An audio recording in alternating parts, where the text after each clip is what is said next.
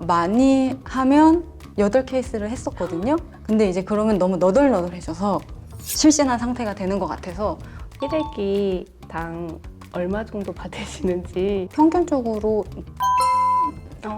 이런 경제적인 부분에서 또 만족을 하시는지 네, 저는 기관에 다시 가고 싶지 않을 정도로 만족하고 있습니다. 숫자로 콕 집어서 이야기해 주실 수 있을까요? 뭐 3만 원 후반, 3만 원 초 이렇게 네. 금액을 들으니까 목표가 뚜렷해지는 것 같은데요. 안녕하세요. 상담 현장의 생생한 이야기를 전해드리는 상생정보통 MC 허경입니다. 상담사로서 어떻게 커리어를 쌓아나가야 할지 고민이 참 많으시죠? 그래서 제가 다양한 상담 현장에서 활발히 활동하시는 선배님들께 궁금한 점을 하나하나 여쭤보려고 합니다. 오늘은 김효린 상담사님과 함께 프리랜서로 살아남는 법에 대해서 이야기를 나눠보려고 합니다. 김효린 상담사님 안녕하세요. 안녕하세요. 저는 프리랜서 상담사로 활동하고 있는 김효린이라고 합니다. 선생님은 그러면 상담을 언제 시작을 하셨어요? 2010년에 석사를 시작해서 12년에 졸업을 했고요. 졸업하는 그 과정에서 2급 자격증을 취득을 했고 13년도에는 인턴 수련을 받고 14년도에 이제 본격적으로 상담을 하면서 돈을 벌기 시작했습니다.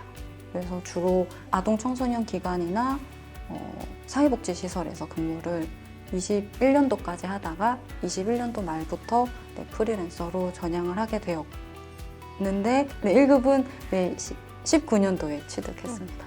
언제 어떤 계기로 프리랜서로 활동을 시작하셨는지 1급을 취득하고 기관에서 제 자격을 인정해주지 않아서 사실은 그 부분에 대한 좀 아쉬움 때문에 프리랜서로 일을 하게 되었습니다. 기관에서 일할 때와 프리랜서로 일할 때 뭔가 좀 더 좋아진 점이 있다면 어떤 것이 있을까요?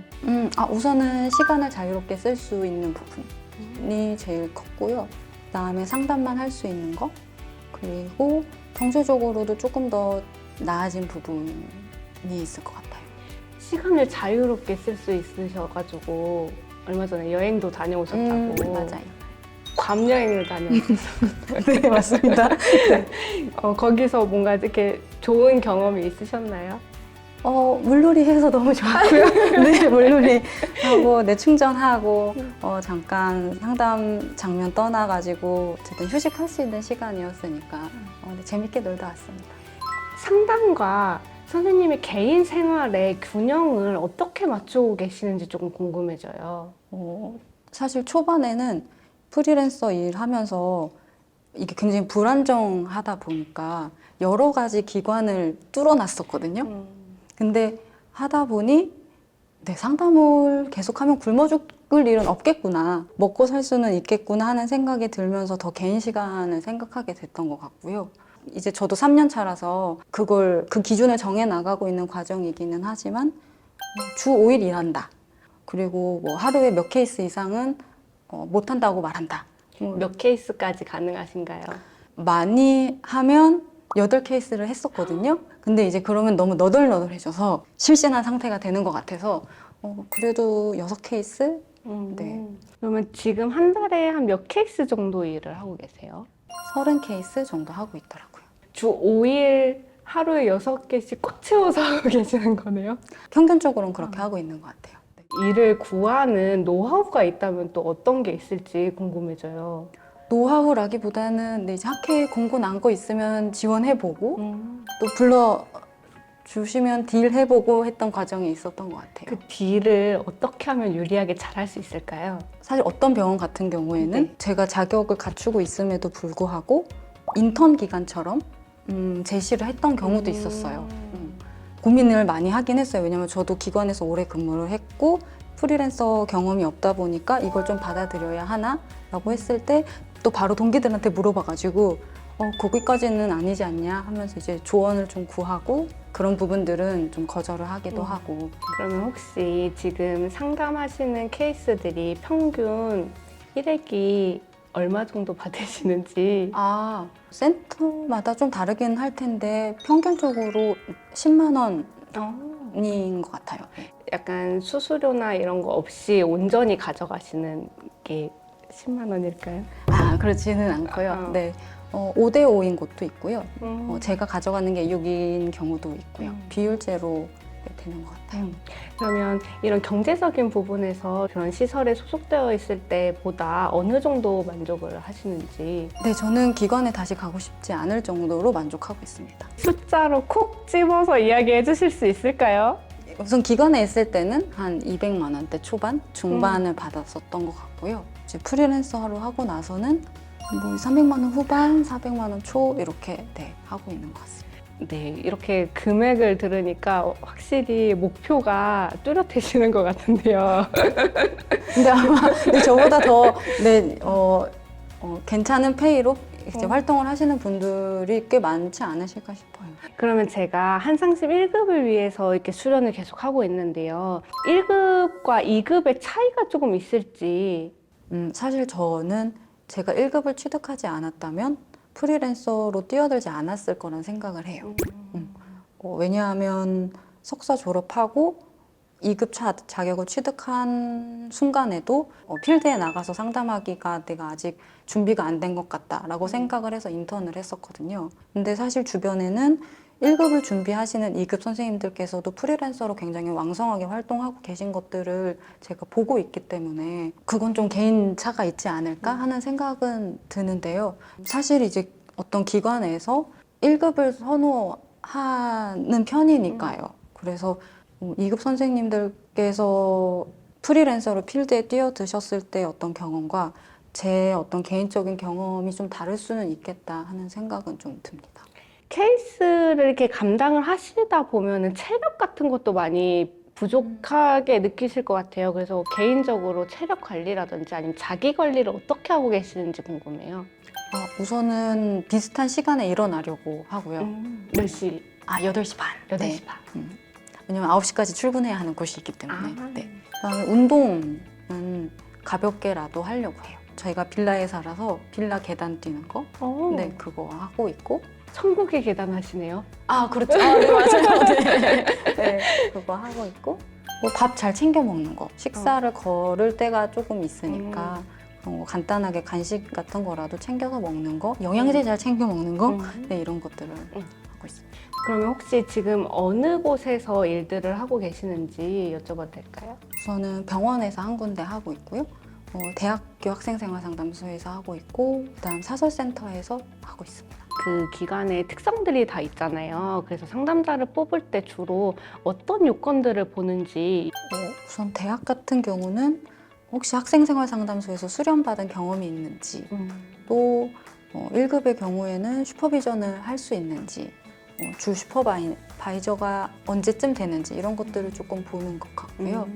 사설센터 같은 경우는 기존의 유료 상담 경험이 어느 정도 되는지, 사실은 이제 바우처라는 것을 다 기관에서 요새 하고 있어서 사설 기관에서 이제 바우처를 하려면 행정적인 부분을 좀 해야 되거든요. 서류에 대해서 좀 너무 부담감은 없는지, 잘 챙길 수 있는지, 이런 부분들도 좀 보는 것 같아요. 이건 딱 이렇다라고 말씀드릴 수는 없지만 병원은 학벌을 보는 것 같습니다. 어디에서 석사 졸업을 했는지 이런 것들을 좀 보는 것 같아요. 학벌의 메리트를 좀 받고 계시나요?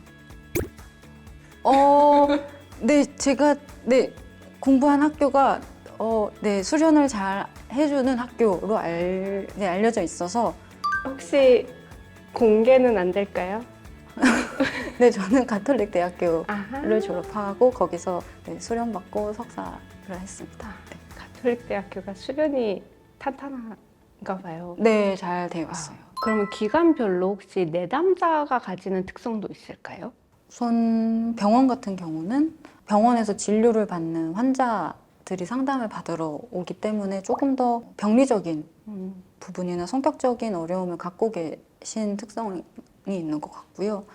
대학교 세팅 같은 경우는 그래도 이제 건강한 인지적인 자원이나 심리적인 자원을 갖고 있는 친구들이 더 많으니까, 그리고 또 젊은이들의 어떤 에너지? 네, 그런 것도 좀 있는 것 같고요. 사설센터는 정말 케이스 바이 케이스일 것 같다는 생각은 들어요. 그러니까 병원을 찾지 않으시는 분들 중에서 병원은 나를 더 부정적인 시선으로 보게 되는 것 같으니까 병원을 가셔야 함에도 불구하고 이제 상담센터로 오시는 경우도 있으니까요. 프리랜서 모임의 대표로 계시다고도 들었는데요. 어떤 모임인지. 학회에서 이제 올해 커뮤니티 지원 사업을 이제 열게 되었고, 세부 항목 중에 하나인 그 프리랜서 커뮤니티 모임이고요. 120분이 넘게 신청을 사실 해주셨고, 저희 모임의 이름은 이제 자연사라고 하고요. 네, 생각하시는 자연사의 의미도 있지만 이제 자유와 연대 사이라는 어떤 표제를 달고서 모임을 진행을 하고 있어요. 그래서 지난달에 한 번 줌으로 뵀었고 내일 두 번째 모임이 진행 예정입니다.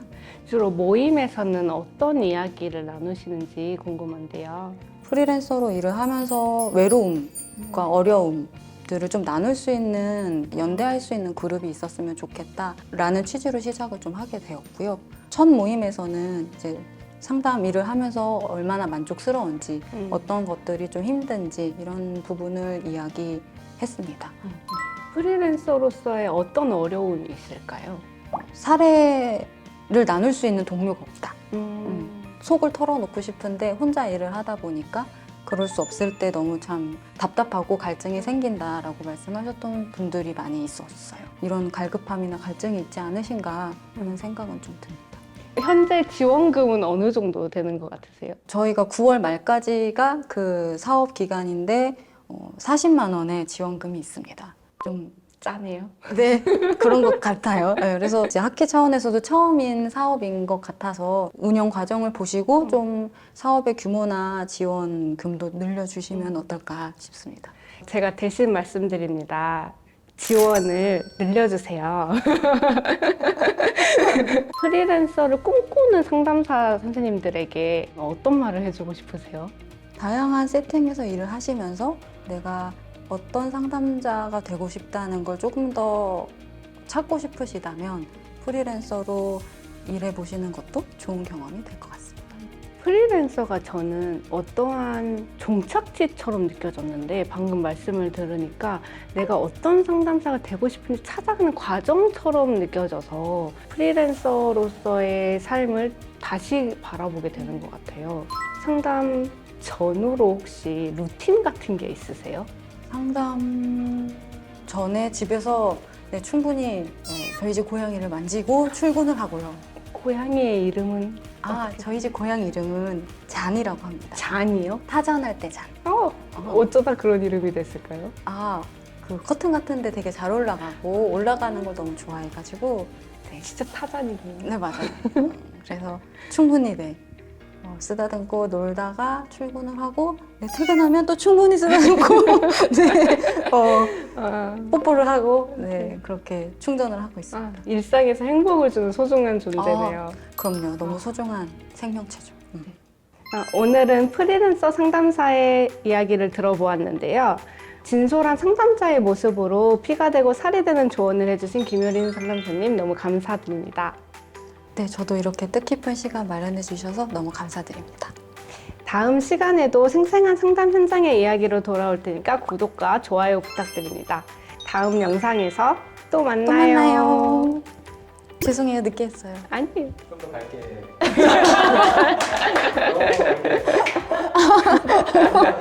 다음 영상에서 또 만나요.